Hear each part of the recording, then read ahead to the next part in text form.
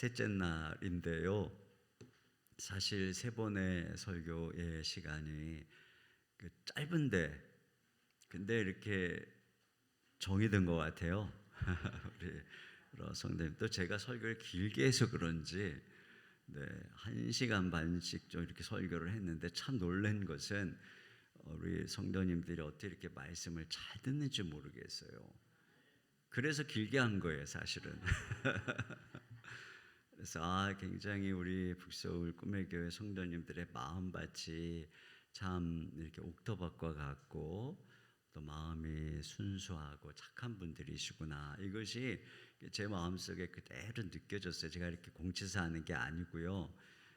여러분들에게 그런 느낌을 받습니다. 그래서 제가 이렇게 말씀을 나누게 된 것이 저에게도 은혜가 됐고 또 좋은 시간이어서 저도 참 위로를 받는 그런 시간이어서 감사를 드립니다.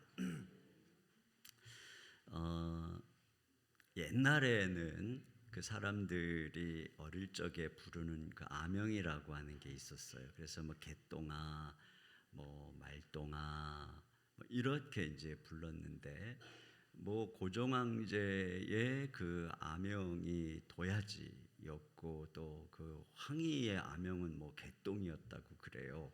근데 이제 그렇게 어렸을 때의 이름을 이렇게 천하게 짓는 이유는 그래야 이제 무병장수한다고 믿었다는 겁니다.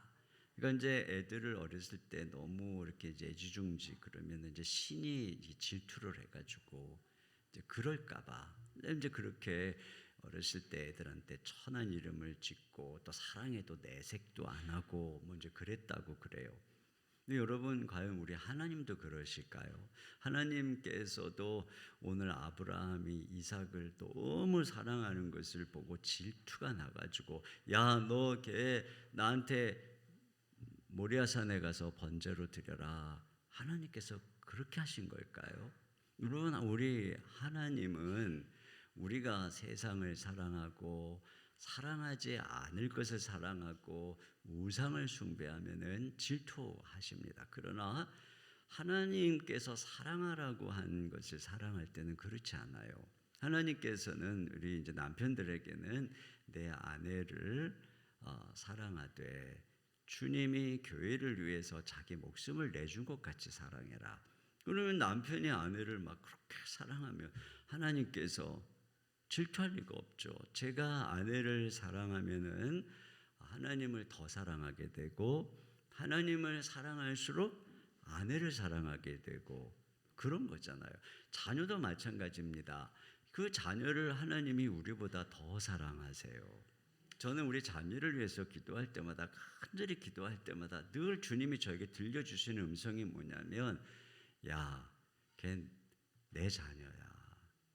내 자녀야. 내가 걔를 너보다 더 사랑한다.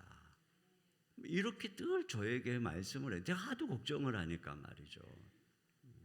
그렇기 때문에 하나님께서 야, 내가 정말 사랑하는 내 아들, 딸인데 내가 너한테 맡기니까 네가 사랑으로 잘 돌봐다오. 이렇게 맡겨주셨거든요. 그러면 우리가 그 사랑하는 아들, 딸들을 사랑할 때 우리 하나님이 그걸 질투하시고 그걸 싫어할 리가 없는 것입니다.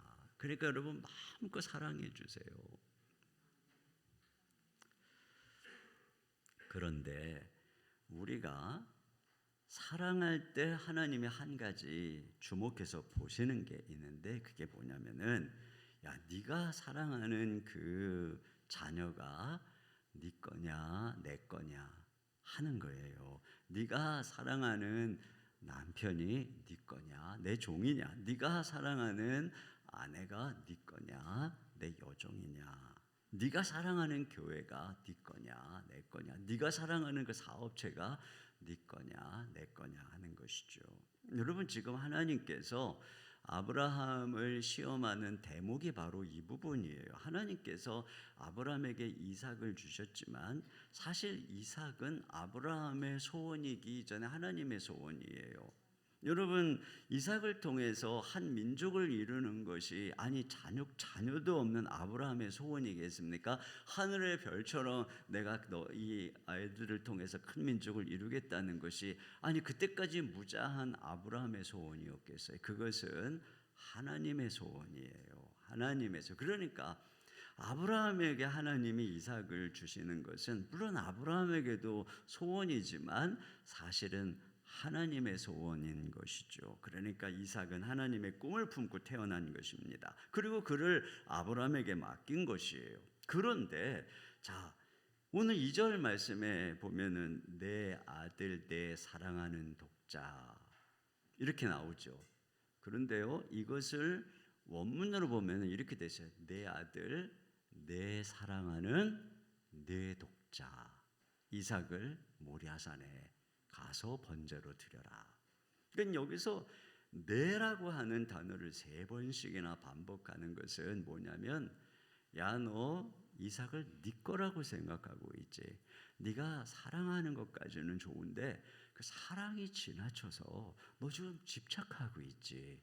이 부분에서 시험이 있는 것입니다.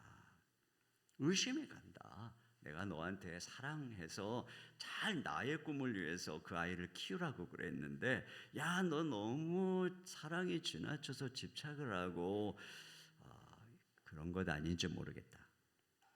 여기 이러한 집착이 언제부터 깊어진 걸까요?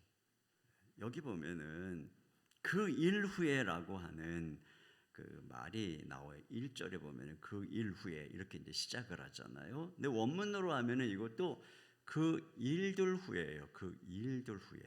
그러면은 이 앞에 무슨 일들이 있었느냐면은 그게 중요하게 2가지 일이 있었는데 하나는 이스마엘과 하갈을 내쫓은 일이 있었고요. 또 하나는 아비멜렉과 우물물을 화친한 일이 있었어요.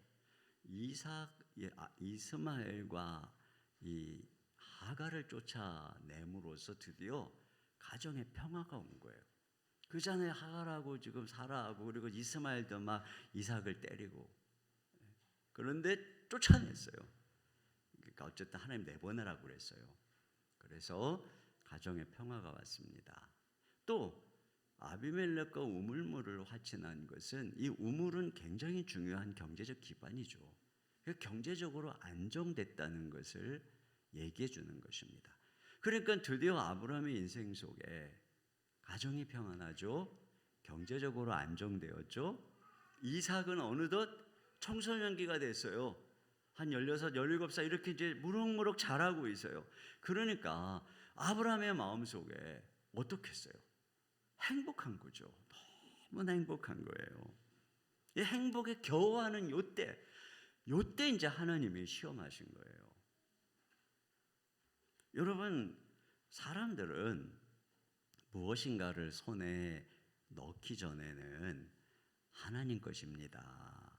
주께 드리겠습니다. 주님 로또 맞으면 다는 아니고 절반을 쭉 떼서 주님께 드리겠습니다. 이렇게 얘기를 하고 자식을 주시면 주님께 드리겠습니다.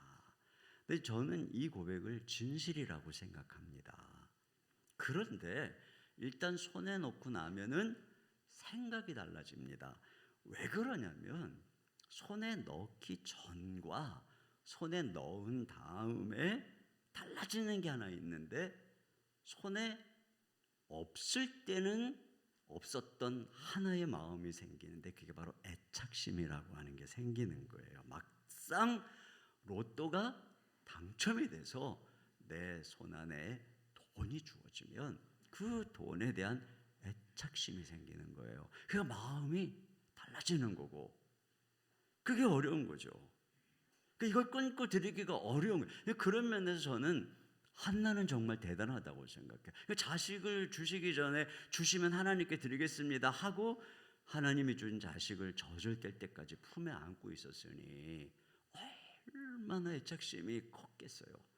근데 그 아이를 약속대로 서원한 대로 하나님께 드리는 것을 보면 야, 진짜 한나라고 하는 여인은 보통 여인이 아니구나. 그러니까 이게 보통 여인, 믿음이 아닌 그 어머니에게서 위대한 인물이 나오는구나. 제가 그런 것을 깨닫게 되는 것이죠. 그러니까 아마도 아브라함도 그랬겠죠. 나에게 자식을 주시면, 그뭐 100세까지, 그러니 얼마나 그런 기도를 많이 했겠습니까? 그러니까 하나님께 드리겠습니다. 그랬겠죠. 그런데 이제 지금 그 이삭이 이제 가정은 평안하고, 또 경제적으로 안정되고, 그 이삭은 100세에 나온 그 독자는 청소년기가 지나서 무럭무럭 잘 자라니까 애착심이 생기는 거예요. 그 애착심을 가진다는 게 뭐예요? 그 이삭 안에 행복이 있는 거죠.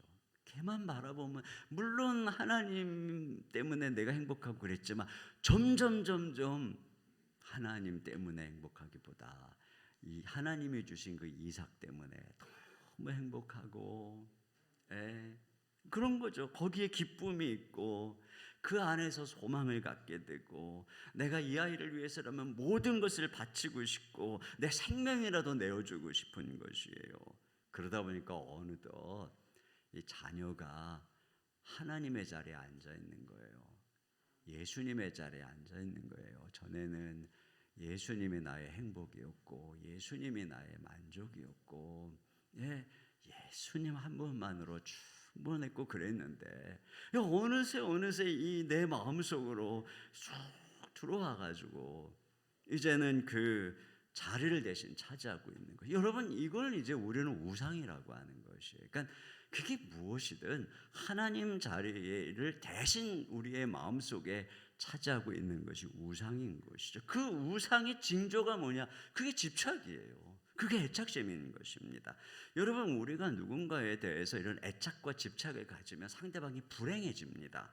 왜냐하면 내가 애착심을 가진다는 것은 상대방을 내 소유화하려고 하는 것이기 때문에, 그 상대방은, 내가 애착하고 집착하는 상대방은 자유를 뺏기는 것입니다. 또 내가 애착하고 집착한다는 것은 네가 내 기쁨이 되어주고 네가 내 행복이 되어줘 라고 하는 것이기 때문에, 네가 나를 만족시켜줘라고 하는 것이기 때문에 상대방에게 하나님 역할을 대신해달라고 하는 것이죠. 그러니까 신적인 짐을 지워주는 것입니다. 이것처럼 무거운 것이 없죠. 그러니까 집착하면 상대방은 괴로운 거예요.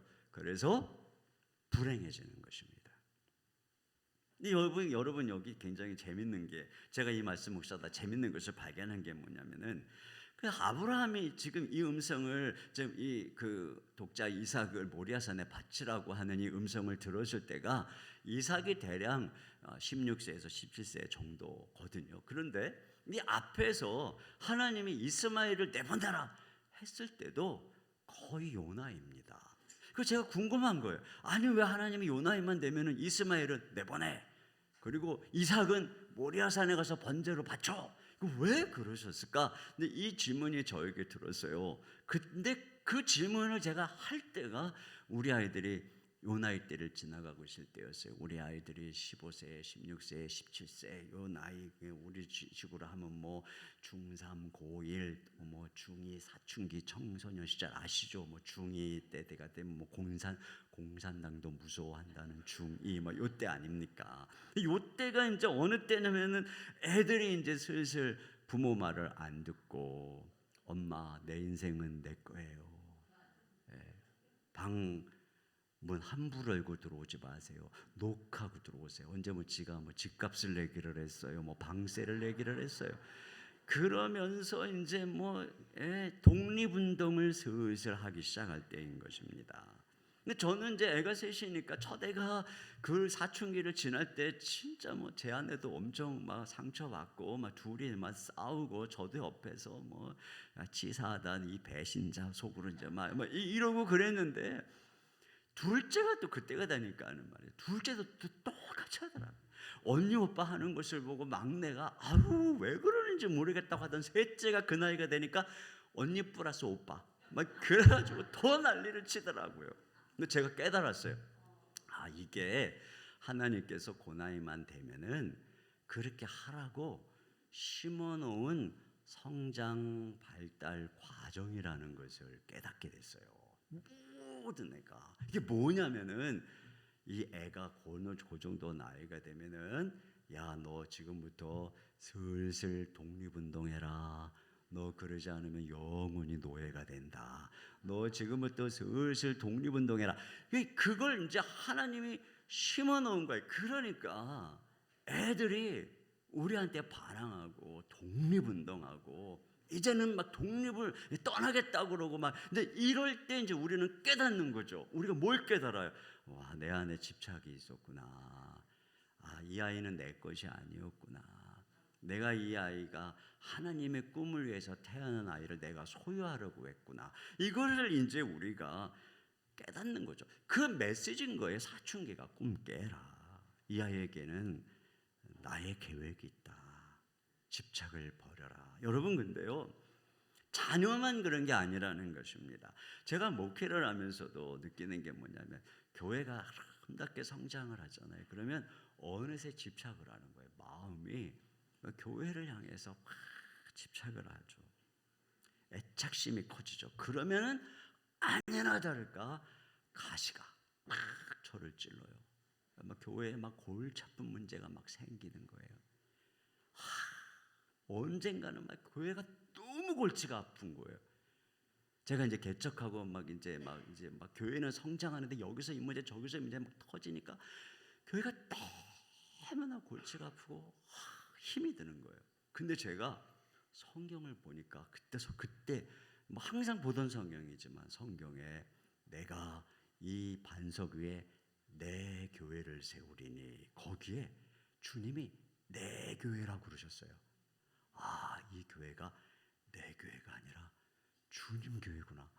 와, 이게 얼마나 안심이 되는지, 와, 얼마나 다행인지. 이 골치 아픈 교회가 내 교회가 아니라 주님의 교회였군요. 감사합니다, 주님. 제가 그때서부터 그렇습니다. 이건 주님 것입니다. 주님께 드립니다. 집착을 내려놓으라는 신호예요. 여러분, 교회만 그렇습니까? 사업도 그렇습니다. 사업이 잘 돼서 그 사업을 내 인생의 보장으로 삼으려고 하는 순간 하나님 말고 그 순간 사업이 어그러지고 문제가 생기고 직원들이 속을 썩이고 머리가 아파서 하나님 앞에 기도하지 않을 수 없게 되는 것입니다. 여러분 내 인생은 이제 내 것이다 이러면 이제 어느 순간에 내 인생은 내 거다 좀 즐기자 그러면 큰 병원 한번 가보셔야 되겠습니다. 이런 것을 통해서 우리에게 하나님께서 말씀하시는 것입니다. 너 집착하고 있구나. 너 나 말고 다른 것에서 기쁨을 찾고 있구나 하는 것입니다. 여러분, 이스라엘 백성들이 우상 숭배하는 가나안 족속을 쫓아내지 않을 때 경고가 뭐죠? 그들이 너희 눈에 가시와 옆구리에 찌르는 것이 될 것이다. 이렇게 말씀하고 있잖아요. 자, 그때 우리가 어떻게 해야 될까요? 오늘 이 말씀은 우리가 이제 주목해야 되는 것입니다. 주님께서 뭐라고 하냐면은 네 아들을 번제로 드려라. 근데 여러분, 이 번제로 드려라. 번제로 드리려면 어떻게 되는 줄 아세요? 아브라함이 한 손에는 칼을 들고 한 손에는 불을 들고, 자, 이삭은 이제 번제로 쓸 나무를 등에 지고 그리고 올라갑니다. 자, 나무를 번제 이 단으로 만들어서 단 위에 올려놓고 그 위에 번제물을 올려놓고 칼로 이 번제물의 목숨을 숨통을 딱 끊어야 됩니다. 그리고 배를 쫙 갈라야 됩니다. 내장을 다 꺼내놔야 됩니다. 사지를 쫙쫙 잘라야 됩니다. 그리고 살을 각을 착착착착착착착 떠갖고 쫙 벌려놔야 됩니다. 그리고 불을 놓아서 화당 태우는 것, 이게 번제입니다. 네 아들, 네 독자 이삭을 모리아산에 가서 그렇게 하라는 거예요. 근데 정말로 아브라함이 그렇게 하죠. 정말 아들을 번제단 위에 묻고 칼을 들고 숨통을 향해서 팍 할 때 하나님의 사자가 급하게 아브라함아 아브라함아 그를 뜯어말립니다. 그리고는 저쪽에 보니 수풀에 걸린 숫양 한 마리가 있는 것을 대신 그 번제단에 올려놓고 그 양으로 번제를 드리고, 그리고 이 아브라함은 이삭을 데리고 내려옵니다. 자, 그렇다면 한번 생각해 보세요. 아브라함이 번제로 드린 건 뭘까요? 아브라함이 번제 드린 건 물론 숫양이죠. 그러면 숫양과 함께 거기서 무참히 숨통을 끊고 살해해서 홀라당 태워버린 숫양과 함께 아브라함이 드린 건 뭘까요? 그건 바로 아브라함의 집착이죠. 아브라함의 애착심이죠. 아브라함의 소유권이죠. 그가 데리고 올라갈 때의 이삭과 데리고 내려갈 때의 이삭, 여전히 내 품 안에 있는 자식인데 달라요. 어떻게 다르죠? 이제는 내게 아닌 거예요. 이제 나는 그냥 청직인 거예요. 나는 이 아이에 대한 모든 집착을, 모든 소유권을 다 수량과 함께 홀라당 태워버렸어요.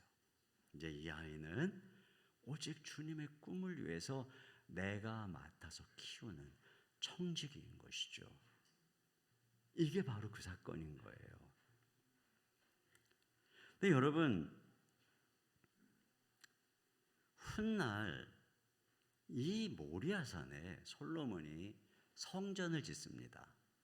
그러니까 이 성전은 우리가 알다시피 그리스도의 모형이죠. 그래서 예수님께서 헤롯 성전을 헐라 내가 사흘 만에 다시 지으리라 하심은 우리 주님이 몸된 성전, 우리 주님의 예수님의 십자가가 제단이고 예수님이 제물이시고 부활하시고 승천하시 하늘 우편에 계신 그분이 대제사장이시니까 예수님이 완전한 성전이란 말입니다.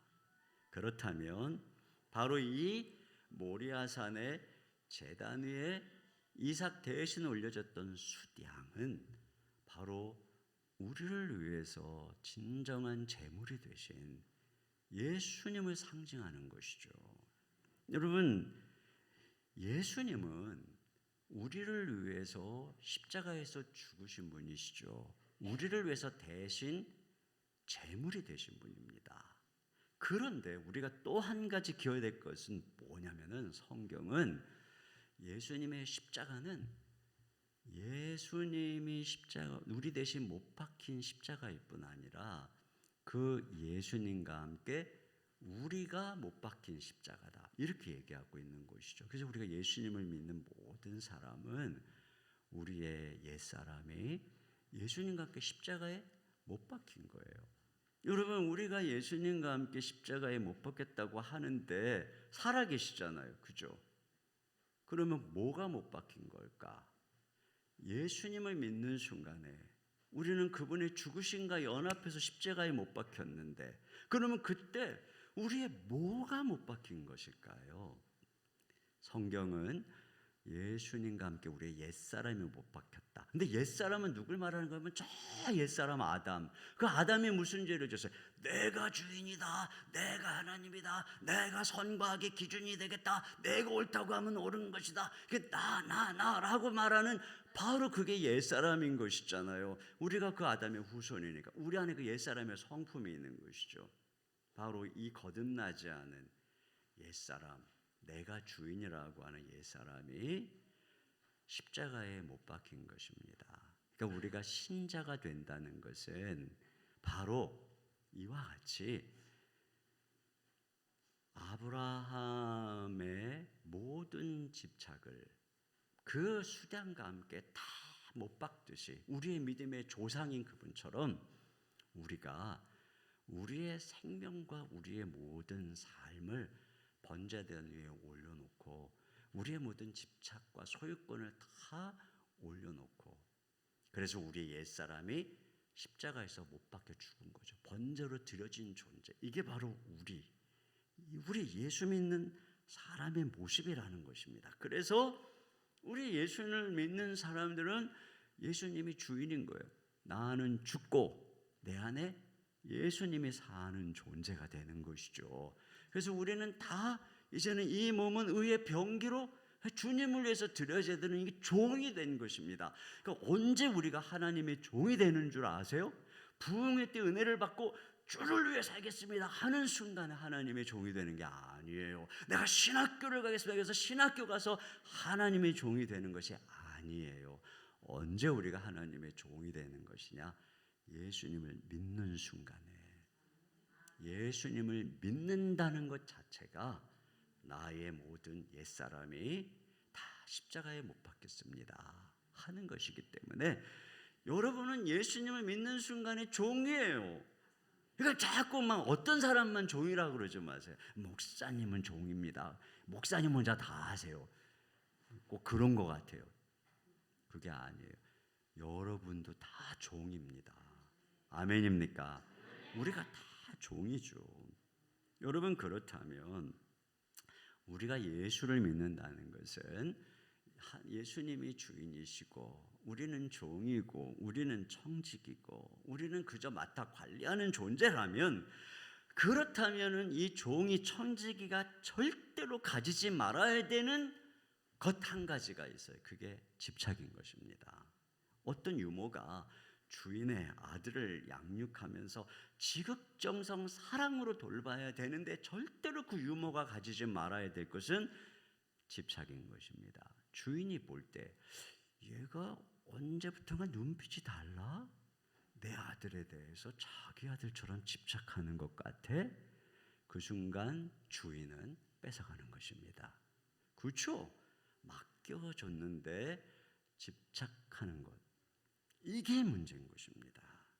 여러분, 우리가 그리스도인으로서 하나님 앞에 가져야 되는 태도도 바로 이것입니다. 그렇기 때문에 우리가 가져야 되는 태도 중에 하나는 뭐냐면 날마다 집착을 못 박는 거죠. 날마다 내 고집을 내려놓고 날마다 내 야망과 기대를 내려놓는 것, 이게 우리의 싸움인 거예요. 이게 바로 정과 욕심을 날마다 십자가에 못 박는 싸움인 거예요. 왜? 이게 나한테 맞는 것이니까 말이죠. 제자 훈련을 저희 교회는 이제 하잖아요. 제자 훈련을 하면은 이제 집사님들하고 기도 제목을 막 나눕니다. 근데 이제 기도 제목을 이렇게 나누다 보면 어떤 한 집사님이 첫 주부터 남편에 대한 불만을 막 기도 제목을 나누는 거예요. 우리 남편이 어떻고 저떻고. 근데 두 번째 주에 와서 또 기도 제목을 나누는데 뭐 남편이 뭐 나누면 때 관심이 없고 무관심하고 뭐 남편이 어떻고 저떻고 또 남편 기도 제목을 나누는 거예요. 세 번째 주에도 또 나누는데 또 남편이 어떻고 저떻고 밥 먹을 때도 남편, 아유 우리 남편 때문에 어쩌고 저쩌고 그러는 거예요. 거의 6개월 내내 한 학기 내내 그냥 기도 제목만 나누면 남편 얘기를 하는 거예요. 근데 사실은 제가 그 남편을 잘 알거든요.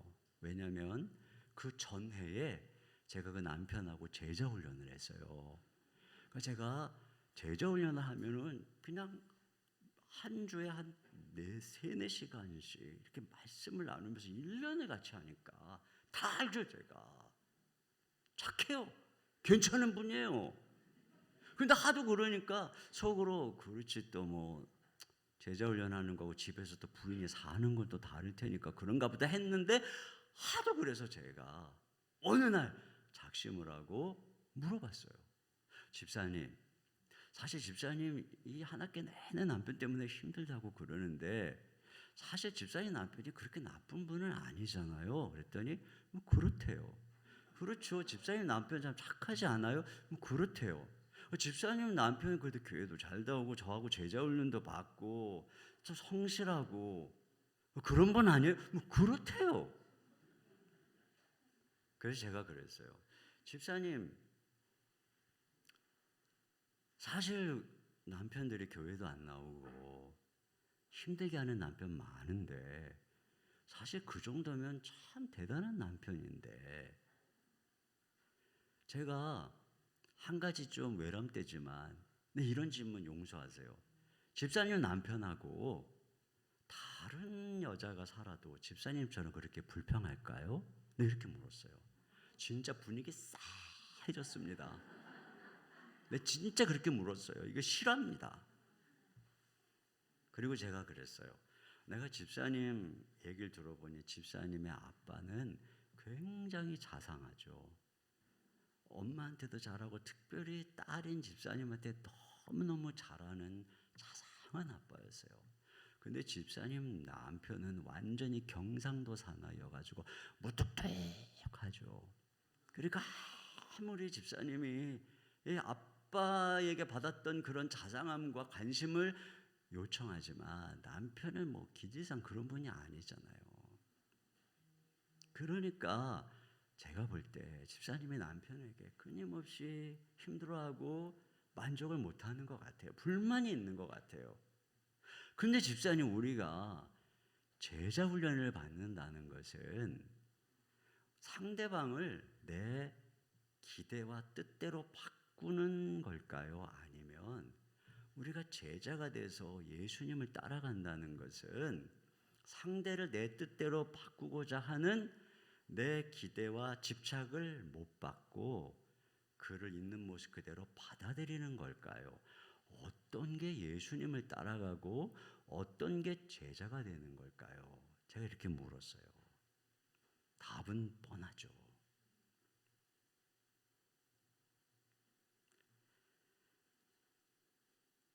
여러분, 우리에게 있어서 사실 우리의 기도가 상대방을 바꿔주세요, 변화시켜주세요 라고 하는 것이 아니라 하나님, 내 자녀, 나의 남편을 있는 모습 그대로 수용하지 못하는 나의 기대, 나의 자아, 나의 야망을 십자가에 날마다 못 박게 해주세요. 그 예수님이 나를 사랑한 것처럼 내가 그를 받아들일 수 있게 해주세요.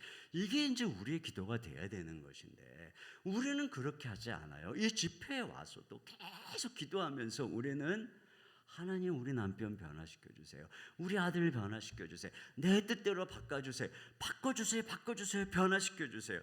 이렇게 내 기대대로만 해달라고 기도를 하니까 새벽기도 마치고 또 부흥회 마치고 집에 가면은 더 열받는 거예요. 왜? 안 받겠으니까.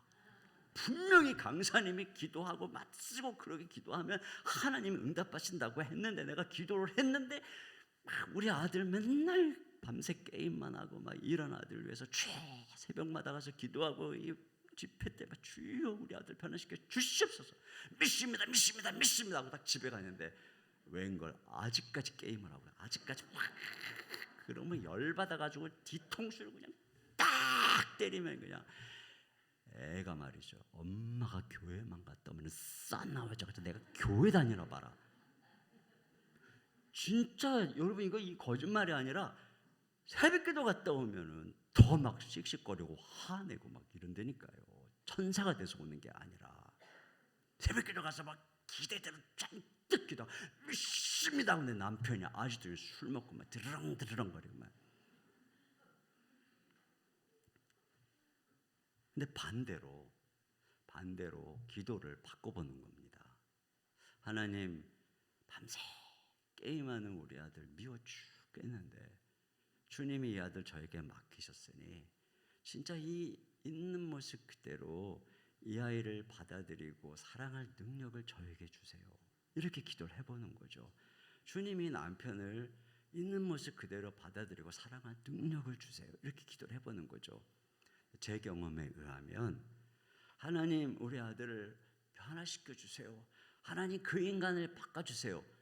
이 기도보다 하나님, 그 인간을 품고 사랑할 능력을 주세요 하는 이 기도가 훨씬 응답이 잘 됩니다. 진짜입니다.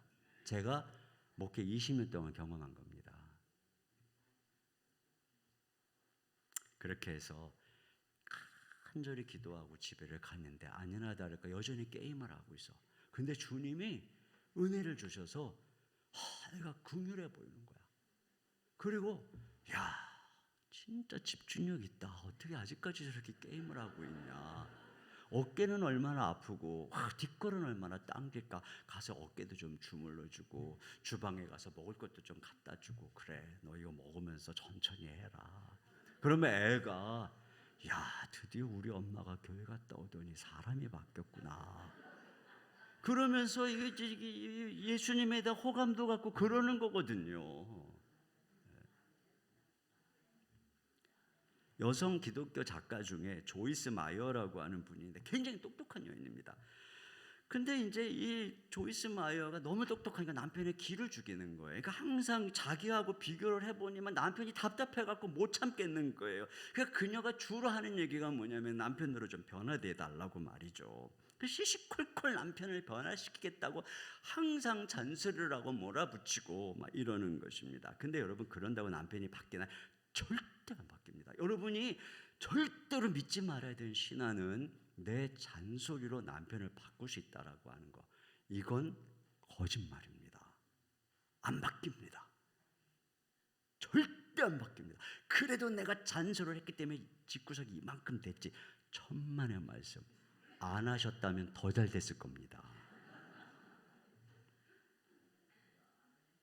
이 남편이, 이 아내가 깨달았어요. 성경을 보다가, 내가 남편을 변화시키려고 하지 말고 남편을 있는 모습 그대로 누리자, 이 결심을 한 거예요. 그래가지고 그때서부터 남편의 변화를 추구하는 것이 아니라 있는 모습 그대로 받아들이는 정도가 아니라 누리기로. 그래서 가만히 보면 잠을 잘 때도 이상한 모습으로 잠을 자면 참 저런 모습으로도 잠을 잘 수 있구나 하고 받아들이고, 코를 골면은 박자도 잘 맞추네 그러면서 즐기기 시작했어요. 그렇게 남편을 그런 마음으로 받아들이고 즐기기 시작하니까 남편이 은근 고집을 부리고 들어야 할 말도 안 듣던 남편이 머쓱해지더니 변화되기 시작하더라는 거예요. 그러니까 이거죠. 이게 이제 하나님의 원리라는 거죠. 그러니까 진정한 힘은 뭐냐면 받아들이는 데서부터 있는 거예요. 하나님이 우리를 변화시키는 것도 먼저 받아들이는 데서부터 있는 거거든요. 제가 교회를 개척하고 한동안 힘들었던 게 뭔 줄 아세요?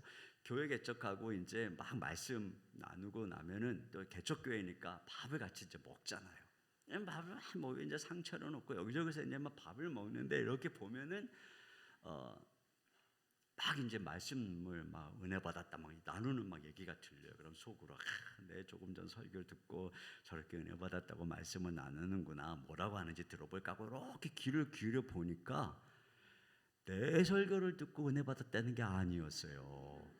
지난주 중에 인터넷으로 어느 목사님 설교를 들었는데 저 분당에 이응, 치읓, 시읒 목사 설교를 들었는데 너무 은혜 받았다, 뭐 그 얘기를 하고 있더라고요.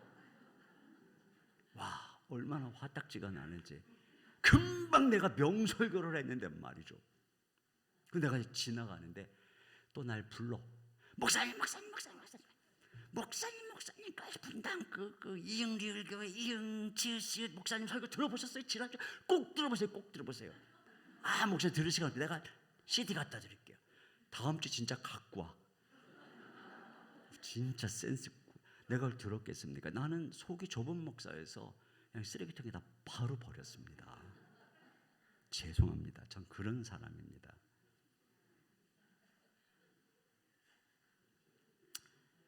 그래갖고 말이죠, 저한테 계속 정기적으로 친절하게 그분 테이프를 갖다 주고 또 어떤 목사님 설교를.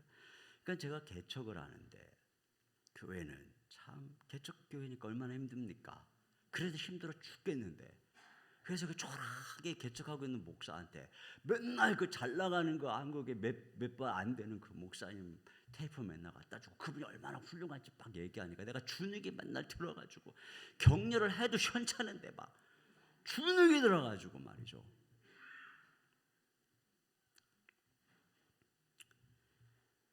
또 그뿐이 아니에요. 어느 교회가 막 어떻게 한다더라, 막 어떤 목사님이 막 어떻게 헌신을 하고 막 어떻게 검수하고 막 이런 얘기하면 말이죠. 그러지 않아도 뭐 개척하면서 막 힘들어갖고 막 그러고 하고 있는데, 그래서 제가 진짜 참았어요. 그때 내가 뭐라 그러면 저렇게 속이 좁으니까 개척교회나 하고 좀 이럴까봐 꼭 참고, 우리 교인이 1000명쯤 됐을 때 내가 이렇게 얘기했어요. 1000명쯤 됐을 때 제가 이런 얘기를 했어요. 그 이후로 이런 얘기를 한 매년마다 한 번씩 하는 것 같아요. 이렇게 얘기했어요. 여러분, 제가 어느 교회 집회를 갔는데 그 교회 장로님, 그 교회 권사님, 그 교회 어느 집사님이 집을 팔아가지고 예배당을 짓고 목사님한테 막 고급 승용차를 사주고 자기들은 버스 타고 다니고, 와, 세상에 그런 권사님들이 다 있더라고요. 내가 집회 갔다 와서 그런 얘기하면 기분이 좋으시겠습니까? 그랬더니 아무 말도 안 하더라고요. 그래서 제가 그랬죠. 우리 피차 이런 얘기 하지 맙시다. 나도 여러분들한테 어느 교회 장로님, 어느 교회 집사님 뭐 이런 얘기 절대 안 할 테니까. 그냥 나는 여러분들이 어떻게 섬기든 최고인 줄 알 테니까 여러분도 자꾸 저한테 어느 훌륭한 목사님 설교 잘한다고 테이프 갖다 주지 마시고, 네? 어떤 분은 어떻다고 자꾸 그러지 마세요. 저 주눅 들어서 목회 못합니다. 저 부족하지만 여러분들이 그래도 저를 최고로 여겨주기고 격려하니까 저 그 힘으로 목회하는 겁니다. 제가 이런 얘기를 그러니까 이제 점점 이제 그런 분들이 줄어들더라고요. 요즘에는 이제 뭐 그런 분이 이제 없어요. 요즘에는 거의 없어요. 어떤 때는 말이죠, 그냥 막 기도하는데 막 장로, 주여 우리 목사님 뭐 그냥 뭐 한국 교회 뭐 영향력을 미치는 뭐 훌륭한 목사님 막 이러면 막 갑자기 짐이 막 무거워져 갖고 지금 교회도 책임 못 지게 날들어 막 한국 교회 막 이거 내가 어떻게 하라는 거지?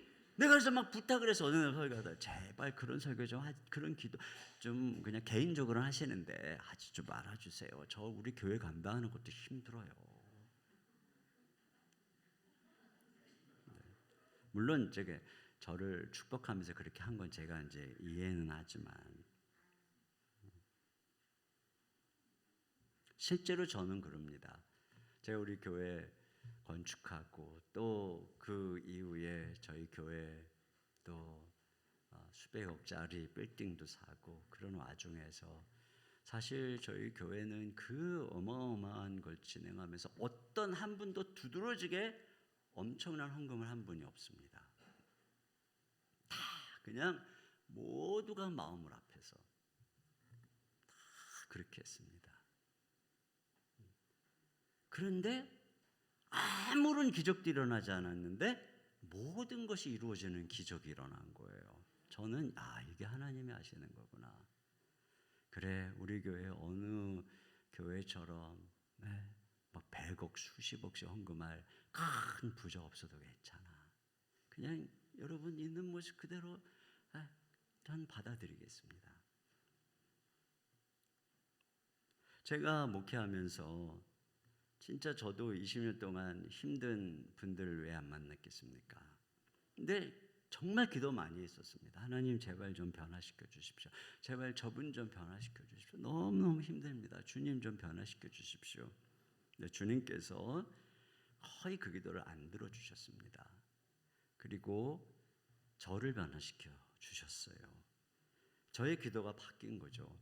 하나님 제가 그분을 받아들일 힘을 주세요. 하나님 저의 집착과 저의 기대와 저의 스타일과 내가 생각하는 내가 교회를 개척해서 내가 담임 목사라는 입장에서 내가 생각했던 내 고집을 꺾게 해주세요. 결국은 지난 20년의 여정을 종합적으로 생각해 보면은 그분이 바뀐 게 아니고 그분 때문에 제가 바뀌고 그래서 그분은 그대로인데 더 이상 저에게 문제가 안 되는 제가 하나님께서 저의 생각과 기대와 마음을 바꾸다 보니까 그분은 그대로인데 더 이상 저에게 문제가 안 되는 하나님이 저의 그릇을 넓혀주신 것이죠. 그렇게 제가 다른 사람들을 받아들이고 포용하는 그릇이 넓어지면 넓어질수록 하나님이 교회를 세워가시는구나. 그걸 깨닫는 것이죠. 그 교회라고 하는 것이 다 내 뜻대로 맞는 사람들이 모이는 것이 아닌 거예요. 우리 모두가 다 그렇게 예수 그리스도처럼 나 자신을 못 받고 받아들이는 이런 모습들로 변화되어 갈수록 교회는 정말 아름답게 세워져 가는 것이죠. 결국은 바로 이것입니다. 근데 여러분, 우리가 이렇게 내 집착을 버린다는 것은 내가 포기한다, 뭐 될 대로 되라고 한다, 그게 아닌 것이에요. 이건 뭐냐면 내가 하나님께 맡긴다는 뜻입니다. 나는 내 할 바를 하고 나머지는 하나님께 맡깁니다, 이런 뜻인 거예요. 용서도 그런 거잖아요. 상대에 대해서 복수를 포기하고 나는 내 할 바 용서하고 사랑하겠다. 그러면 심판은, 공의는 하나님이 하시는 거거든요. 마찬가지예요. 내가 내 할 바는 내가 하고 모든 건 다 하나님께 맡기겠습니다. 이제 여러분, 이렇게 집착을 아브라함이 끊으니까 하나님께서 그 아브라함에게 창세기 22장 16절로 18절에 보면은 이 본문 속에서 내 씨라는 말을 특별히 3번을 합니다. 여기 22장 16절로 18절 한번 같이 읽어보도록 하겠습니다. 한번 좀 보내주세요. 22장 16절로 18절까지 자, 같이 읽습니다. 시작.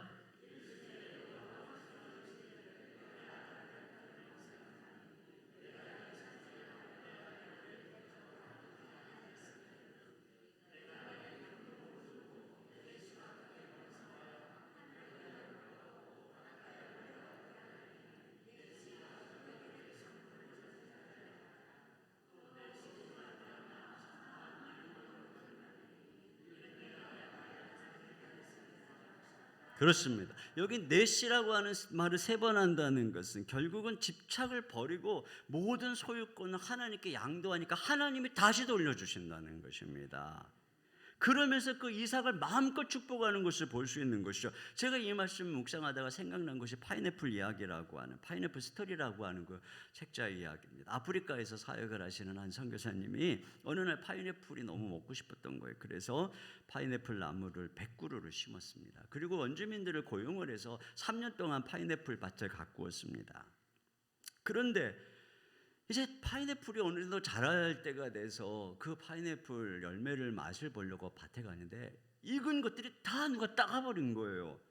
누가 따갔나고 보니까 원주민들이 다 따갔어요. 그 원주민들이 니네 왜 따가냐 그러니까 우리가 키웠으니 우리가 먹어야죠, 이런 말도 안 되는 소리를 하는 것입니다. 야, 이거 안 된다 그러는데도 말하고 계속 훔쳐가는 것입니다. 철조망을 쳐도 훔쳐가는 것입니다. 쇠파트를 이 상점문을 닫아도 훔쳐가고 쇠파트를 키우니까 이번에는 교회까지 안 오는 것입니다. 이 선교사님이 이것으로 인해서 깊은 고민에 빠졌습니다. 그러다 어느 날 말씀을 묵상하다가 그가 성경을 때 네가 주면 풍족히 받을 것이고 또 하나님께 드리면 하나님이 채워줄 거라고 하는 이 말씀을 깨달으면서 그가 파인애플 밭에 엎드렸어요. 하나님, 제가 이 파인애플 밭을 이제 하나님께 드리겠습니다. 하나님 겁니다. 알아서 하세요. 자, 그리고 여전히 또 이제 원주민들을 고용해서 하나님 거니까 가꿉니다. 근데 원주민들이 또 다 따갑니다. 근데 이 선교사님이 가만 둡니다. 그 원주민들이 이상한 거예요. 왜 가만히 있지? 찾아왔어요. 선교사님 왜 가만히 계십니까? 선교사님 착해지신 겁니까? 선교사님 드디어 그리스도인이 되신 겁니까?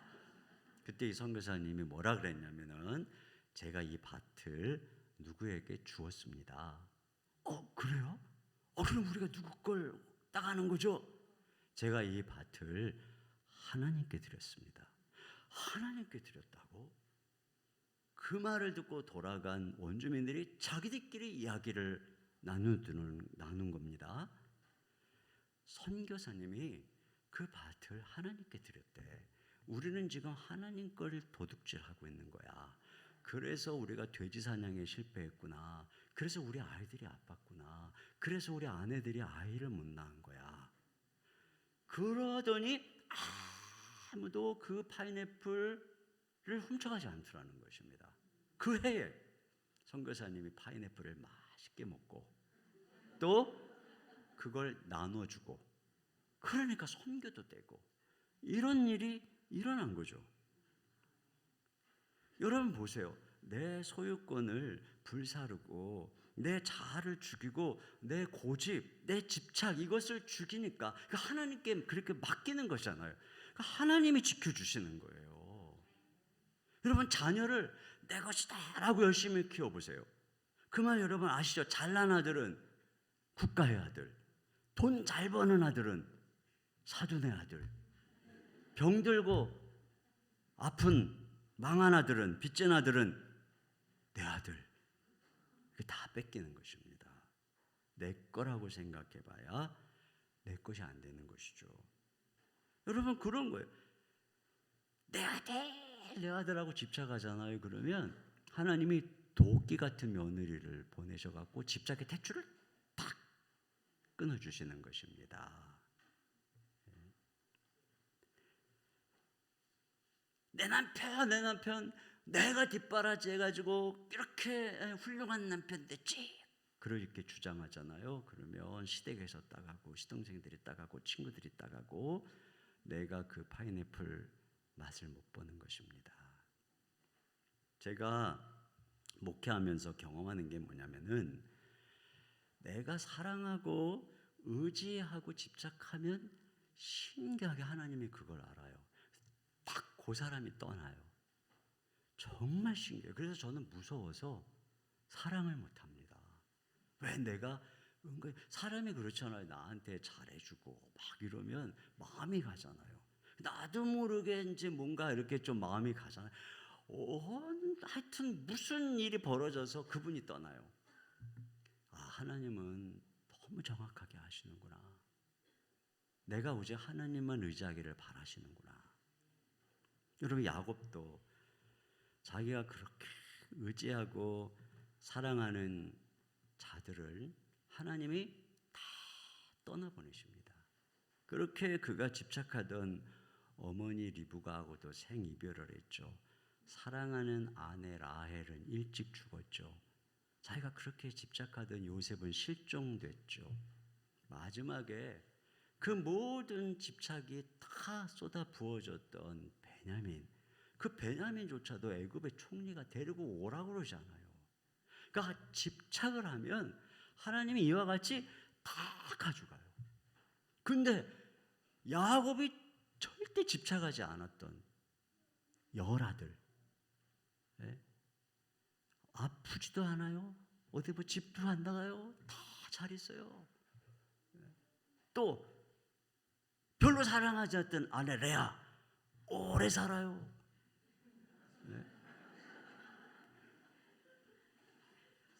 여러분, 이걸 보면은 뭐냐면 집착이 잃어버리게 하는 것입니다. 우리 주변에 사람들에게 여러분 집착해 보세요. 그를 자꾸 집착하고 내 마음대로 하려고 하잖아요. 이게 잃어버리는 비결인 것입니다. 온갖 불행이 여기서부터 오는 것입니다. 그러니까 여러분이 곁에 오래오래 두고 싶으면 어떻게 되냐면 집착을 끊어야 돼요. 좀 무관심해야 돼요. 무관심한 법을 보여야 돼요. 어느 목사님은 그러더라고요. 내 아이를 남의 아이 보듯 하라. 그래요. 남의 아이다. 어느 목사님은 그 아들이 둘인데 이렇게 열받게 하고 말을 안 들으면 그렇게 생각한대요. 얘들은 우리 교회 형제님들이다. 이렇게 생각한다. 그러면 열받는 게 좀 가신다는 거예요. 남편이 열받게 하면 어떻게 돼요? 우리 교회 집사님이시다. 이렇게 생각하고 아내가 뭐라면 우리 교회 권사님이시다. 이렇게 생각하는 것입니다. 여러분, 시어머니들도 자식 며느리한테 무관심한 법을 배워야 됩니다. 자꾸 아들 내 집 비밀번호 알려고 할 필요가 없습니다. 며느리가 아들을 뭘 먹였는지 신경 쓰지 마세요. 걔들이 청소를 하고 살든 구더기가 나오든 내버려 두세요. 괜히 신경 쓰고 청소해 주셔봐야 고맙다 소리도 못 듣고 섭섭하기만 합니다. 그렇잖아요. 그거 뭐 바빠갖고 설거지 못해 가서 설거지도 해주고 청소도 해주고 그런데 이것들이 고맙다 소리는 못하고 말이죠. 그냥 어쩌고 저쩌고 저쩌고 그러면 얼마나 섭섭합니까? 근데 생각해보면 왜 그러는 줄 아세요? 여러분, 깨끗한 집에 사는 것보다 자유를 원하는 것입니다. 독립을 원하는 것입니다. 자식 며느리는 시어머님이 잘 와서 청소해 주는 것보다 구더기가 티끌티끌해도 자유해. 이걸 원하는 것이에요. 그러니까 그래, 잘 살아라. 나도 바쁘다. 나도 니네 신경 쓸 거 없다. 나중에 애 키워달의 소리를 하지 마라. 그러시고 그냥 딱 끊어버리고 그냥 교회 와서 기도 열심히 하시고 권사님들하고 모임하시고 또 뭐 봄 되니까 좀 놀러 또 가시고 뭐 그러면서 뭐 하면 나 바쁘다 이렇게 막 신경 쓰고 너네께 알아서 해라 막 이렇게 해버려야 됩니다. 그래야 애들이 오래오래 사는 거예요. 그리고 제발 어머니 이럴 때 한번 가서 생생 한번 내주시고 그러시는 거예요.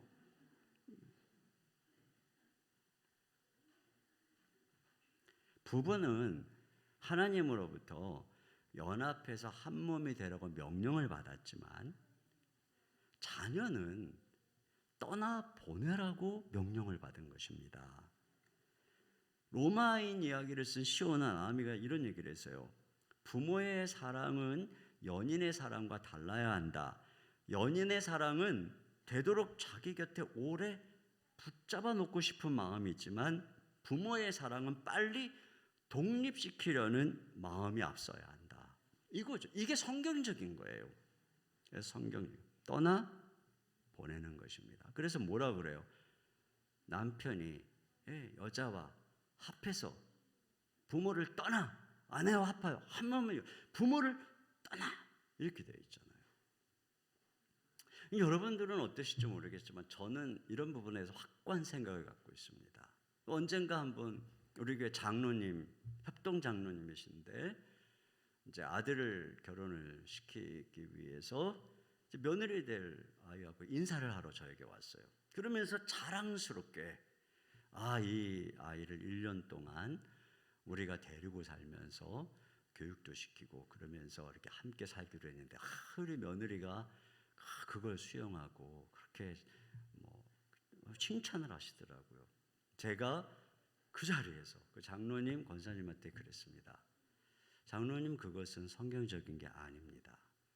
성경은 부모가 이 남자가 부모를 떠나 아내와 합해서 한 몸이 되라고 했습니다. 결혼을 해서 첫 1년이 제일 중요합니다. 그 첫 1년은 성경을 보세요. 군대도 안 갑니다. 둘이 하나가 되어야 됩니다. 둘이 하나가 돼서 한 마음이 돼서 부모를 섬겨야 됩니다. 평생 30년, 20몇 년을 따로 살았던 둘이 하나가 되기에는 시간이 모자랍니다. 곧 아이도 생기면 둘이 하나가 될 시간이 없습니다. 그런데 그 사이에 부모님이 껴서 이 둘이 대화할 시간도 사랑을 나눌 시간도 방해를 받는데 그러다가 아이가 생기면 이 둘은 하나가 되지 못하고 갈등을 일으키게 될 것이고 어려움을 당합니다. 그건 성경적 순서가 아니라 유교입니다. 이렇게 얘기했어요.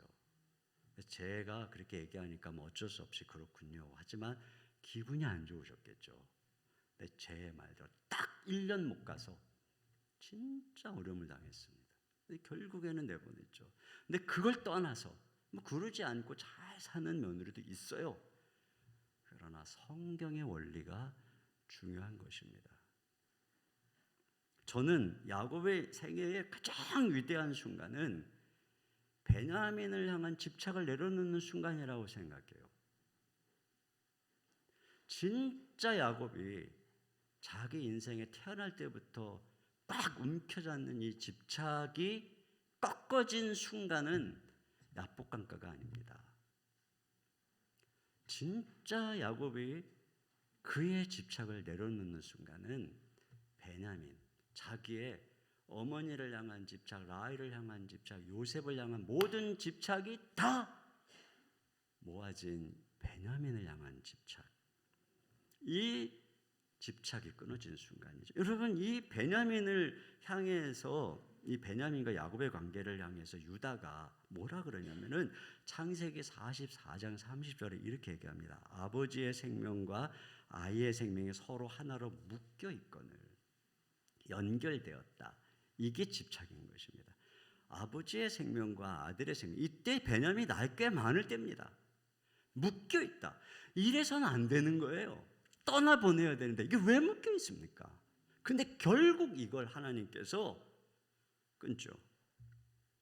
그래서 베냐민을 내려보내지 않으면 다 굶어 죽게 생겼으니까 야곱이 이렇게 고백합니다. 창세기 43장 14절 하반절에 내가 아들을 잃게 되면 이르리로다. 내가 아들을 잃게 되면 이르리로다. 나는 이 고백이 야곱 전 인생의 가장 중요한 순간이라고 생각해요. 이때 비로소 그의 마지막 집착의 끈을 내려놓은 것입니다. 그랬더니 어떤 결과가 나타났습니까? 근데 실종됐던 요셉 돌아오죠. 그렇게 아버지의 편애 때문에 상처받고 아버지 말 안 듣던 10 아들이 다 아버지 품으로 돌아오죠. 그리고 야곱은 드디어 이 12 아들에게 다 축복을 해서 그들을 이스라엘의 12 족장으로 시조로 세웁니다. 그 야곱에 의해서 드디어 이스라엘이라고 하는 한 민족이 세워지는 것이죠. 그렇게 되기까지 바로 이 집착을 끊는 일이 있었던 거예요. 누군가를 편애하고 누군가에 대한 사사로운 집착을 가진 그런 가정, 그런 사람을 통해서 하나님이 민족을 이루지 않는 것입니다. 여러분, 하나님 여기 아브라함도 이삭을 하나님께 번제로 드릴 때 그를 향한 집착을 끊을 때 하나님이 이삭에 대해서 아까 말한 것처럼 크게 번성하여 하늘의 별과 바닷가에 모래같게 하리니 내 씨로 말미암아 천하 만군이 복을 받으리라. 그러니까 하나님께 아들을 내어드리니까 그 아들이 어떻게 돼요? 민족을 이루는 그런 존재가 되는 것입니다. 우리 하나님은 어떻습니까?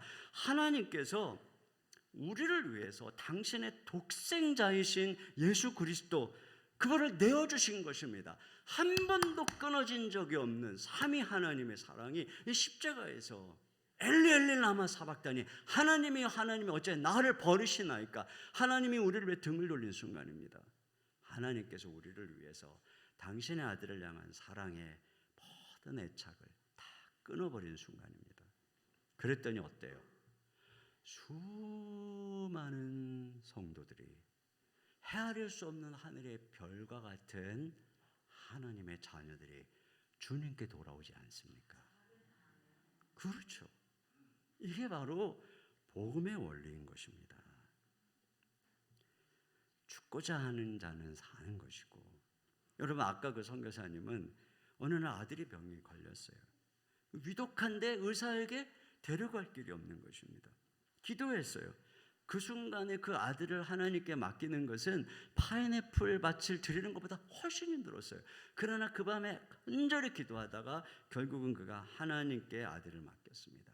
이 아이는 주님 손 안에서 안전합니다. 하나님의 가장 좋은 길로 인도해 주실 것입니다. 아들을 데려가셔도 좋습니다. 진짜로 드렸어요. 그랬는데 그 밤에 열이 내렸어요. 깨끗이 나왔습니다. 선교사님이 원리를 깨달았어요. 아, 이것이구나. 내가 먼저 하나님께 드리는 것이구나. 그 다음부터 원주민들이 막 물건을 갖고 와서 고쳐달라고 그러면 성경 번역해야 되는데 바쁘지만 다 고쳐주었어요. 이것도 해달라 저것도 해달라면 막 순종했어요.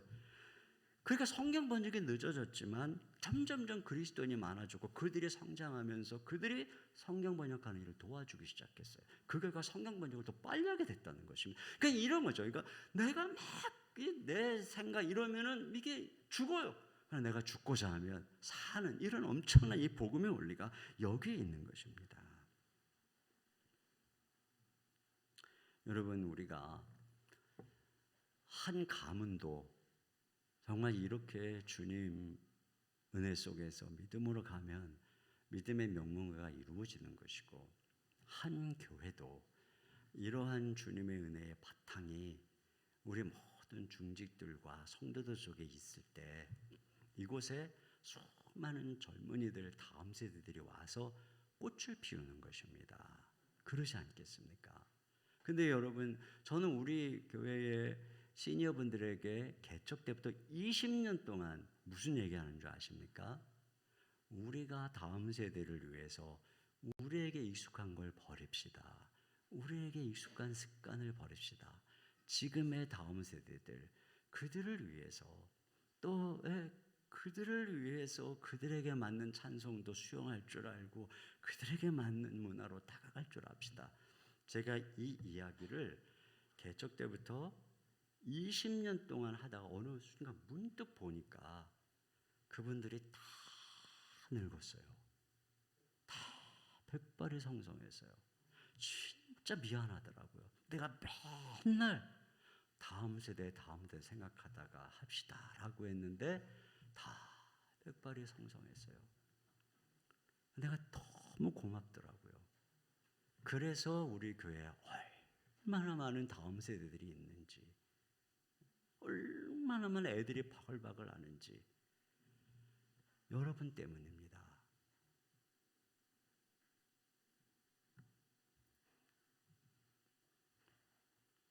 근데 여기 아브라함이 이렇게 이삭의 숨통을 끊으려 할 때 하나님이 뭐라 그랬냐면 12절 하반절에 내가 이제야 내가 하나님을 경외하는 줄을 아노라.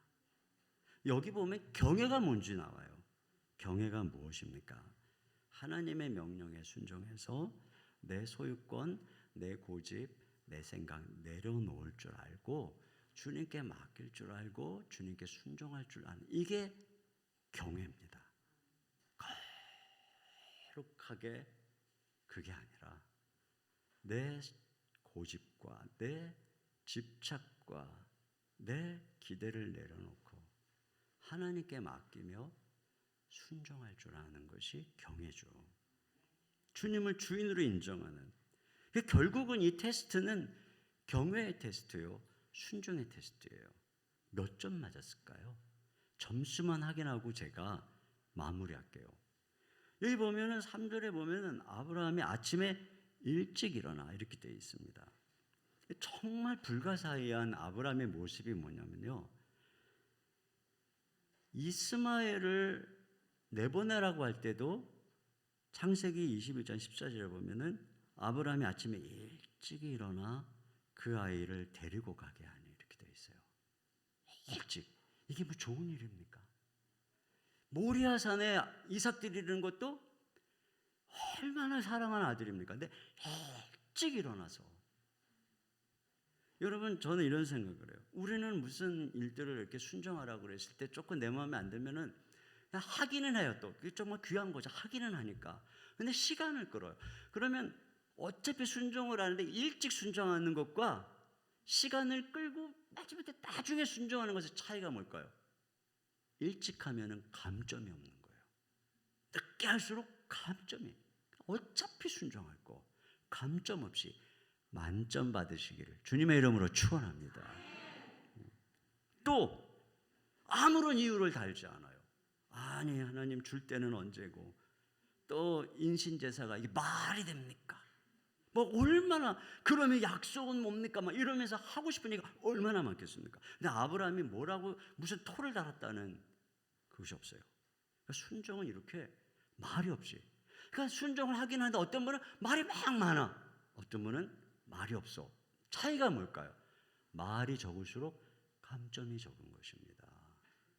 여러분, 묵묵히 순종함으로 만점 받으시기를 주님의 이름으로 축원합니다. 또 여기 보면은 3일 만에 도착했다고 돼 있어요. 4절에 3일 만에. 이 부에사바에서부터 지금 모리아까지 가는데 직선으로 69.84km입니다. 직선으로요. 그리고 부에사바는 해발 300m고 모리아산은 해발 800m입니다. 오르막입니다. 꾸불꾸불 그러니까 굉장히 먼 길이죠. 그것도 지금 116, 7세, 120세 가까이 되는 노인입니다. 그런데 그 길을 3일 만에 갔다는 건요, 굉장히 빨리 걸어갔다는 것입니다. 지금 상 받으러 갑니까? 아니죠. 그런데도 여러분, 우리한테 진짜 막 생생나는 좋은 순종 아니라 진짜 하기 싫은, 빛 안 나는 그런 것도 우리는, 그래서 하나님 앞에 이렇게 기분 좋은 일만 아니라 기분 내키지 않는 것도 순종할 때, 이때 하나님이 우리의 순종을 기뻐하시고 이게 진정한 순종인 것이죠. 또 여기 보면은요, 5절에 보면은 이렇게 돼서 이에 아브라함이 종들에게 이르되 너희는 나귀와 함께 여기서 기다리라. 나 같으면 데리고 올라갔을 것 같아요. 그럼 말렸을 거 아니에요. 그럼 말리면 못 이긴 척하고 좀 내려오죠. 근데 두고 갔어요. 그건 뭐죠? 진짜로 드리겠다는 거죠. 그러니까 이 순종은 뭐냐면은 신용만 하는 순종이 아닌 거예요. 신용 정도는 하고 말자 이게 아니에요. 진짜 그렇게 하겠다는 거예요. 여러분 이게 중요한 것입니다. 진짜 순종하겠다. 이게 중요합니다. 우리가 얼마나 수준이 높으냐, 얼마나 안목이 깊고 깊이가 이렇게 아니에요. 얼마나 막 옳고 이게 아니에요. 우리에게 주어진 수준 속에서 마음을 다해서 정말 그렇게 하는가? 정말 그 수준에서 이렇게 섬기고 순종하는가? 하나님이 저와 여러분에게 찾는 것은 우리가 말하는 게 얼마나 수준 높은 이야기를 하느냐가 아니에요. 순종하는가? 이걸 주님이 보는 것입니다. 결국 종합해 보면 하나님 앞에서 아브라함 100점입니다. 아브라함은 진짜로 하나님을 경외하는 사람이었습니다. 100세의 아들을 낳은 것이 그의 믿음의 정상이 아닙니다. 100세에 낳은 아들을 모리아산에서 하나님께 번제로 드릴 때 이게 믿음의 정상이고 하나님이 이때 이삭을 축복하는 것입니다. 이때 내가 너를 모든 민족의 조상으로 삼겠다고 놀라운 축복을 주시는 것이죠. 우리가 무엇인가를 기대서 얻는 것보다 그 얻은 것을 주님께 소유권을 드리고 하나님의 영광을 위해서 경외하면서 나아갈 때 그때 비로소 하나님이 우리를 통해 놀라운 일들을 이루시는 것이죠. 저희 교회는 몇 년 전부터 분리개척을 합니다. 10년 전부터 4개의 분리개척을 하고 말씀드렸지만 코로나 기간 동안에 몇백억짜리 빌딩을 사고 빚을 엄청나게 지고 있는 순간에도 작년에 또 분리개척을 했습니다. 분리개척을 하면 몇 억을 지원해 줄 뿐 아니라 빚을 주고 있는데도 불구하고 성도들을 가게 하죠. 그 성도들 중에 가만히 보면 그 많은 일을 내가 잘 모르고 그런 사람들 또 뭐 나한테 불만인 사람들과 좀 가면 좋은데 평소에 순종 안 하는 사람한테 그것도 순종을 안 하는 것 같더라고요. 평소에 저에게 순종하는 사람이 분리개척 따라가라는 것도 순종을 해요. 그래가지고 어떤 분은 말이죠. 막 그 제가 가서 교회를 세우는 게 중요하다고 설교를 하고 났는데 오늘 진짜 저한테 제자 훈련 받고 제가 정말 사랑하는 신실한 권사님이 저한테 왔어요. 펑펑펑 울면서 왜 그러세요 권사님? 그랬더니 목사님 아시죠? 저는 목사님 말씀 듣고 은혜를 입었고 저는 목사님 말씀을 안 듣고 살 수 없는 거 우리 남편도 알고 우리 애들도 알아요. 그렇죠 권사님. 근데 하나님이 오늘 말씀 듣는데 분리개척하는 거에 따라가래요. 전 정말 어떻게 하면 좋죠? 그때 제가 뭐라 그랬는지 아세요? 권사님 제가 이 설교를 하고 이 이야기를 할 때 하나님께 약속한 게 있습니다. 제 아내 외에는 누가 따라간다고 해도 붙잡지 않겠다고요. 진짜 그렇습니다. 같습니다. 이렇게 저하고 제자훈련 받고 정든 사람들이 수십 명씩 합니다. 차라리 모르는 분들이 가면 괜찮은데 그때마다 너무너무 괴롭고 아프고 제가 하나님께 그랬습니다. 내가 왜 쓸데없이 이걸 하겠다 그래가지고 2년마다 한 번씩 내가 이 고통을 겪어야 되는데 앞으로도 지금 많은데 주여 너무너무 힘듭니다. 어떻게 했으면 좋겠습니까? 낑낑거리고 기도하는데 하나님이 저한테 그러시는 거예요. 야, 네가 어느 은행에다가 돈을 맡겼다고 생각해봐. 필요해가지고 돈을 찾으러 갔는데 그 은행에서 아까워가지고 안 주려고 그래. 그럼 너 다시 그 은행에 돈 맡기겠니? 주님이 갑자기 그 생각을 딱 주시는 거예요. 그 순간에 제가 뭐라 그랬는지 아세요? 알겠습니다 주님. 예, 언제든지 주님이 원하시면 제 거 아니고 주님 거죠. 전 정말 그런 생각을 합니다. 이 성도들이 저희 교회에 있다고 제 거 아니고 떠났다고 주님 거 아닌 거 아닙니다. 그렇기 때문에 하나님이 원하시는 대로 저는 순종하겠습니다.